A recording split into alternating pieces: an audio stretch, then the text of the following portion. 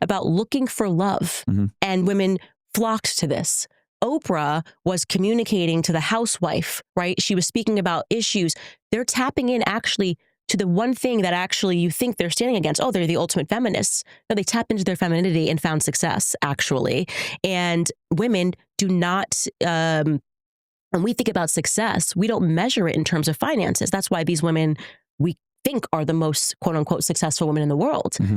Whereas men naturally think finances. Oh, it's Jeff Bezos, it's Elon Musk. So I do a chapter and I speak about that in my book about who the richest woman in the world is. And then the next 10 women who are the richest in the world are all rich because of who they divorced, right? Yep. So what is the picture that we're recognizing here? We don't measure success in the same terms as men measure success, nor should we.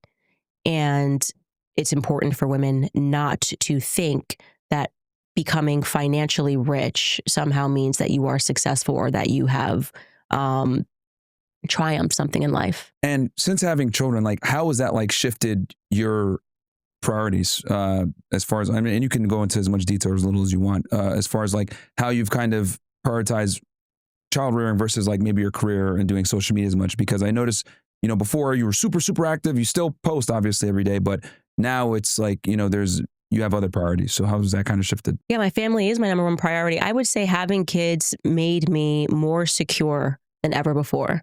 I just don't care about the noise. None of it matters anymore.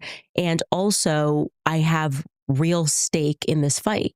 Before, these were just ideas. America shouldn't be run like this. This is why, this is what's bad. Once you have kids, you have actually a real stake in the future of America. So when I am podcasting, the subjects that I am covering to me are existential, right? Are we being ruled by pedophiles and criminals? That's now existential for me.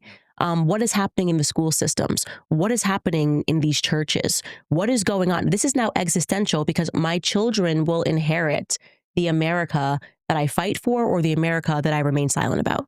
And just to kind of finish off with the feminism real quick. So what do you think are the top 3 things holding women back from fulfillment and happiness right now? The number one thing I would say that's holding women back would be not understanding the history of feminism, I think. I think once you know that, everything, like knowledge is actually power.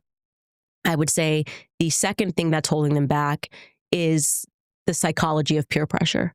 And that is the psychology and the peer pressure starts when we are in school with women being told you have to go to college, you have to have a career. The last thing you should be thinking about, you have plenty of time.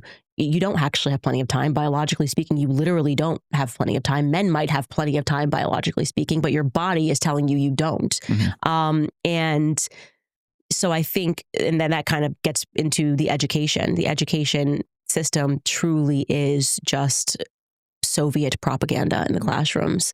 So those would be the top 2 things. And so they're ignoring their gut instinct and following the herd. So understanding what feminism is and how it came into place makes it a lot easier to understand everything else. All right, fair enough. What do you think so far about this switch in politics? What do you think so far about this administration with Trump?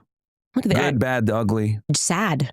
Honestly, the first thing that I would say is that it makes me sad because obviously I spent a lot of time helping Trump get elected, trying to help Trump get elected.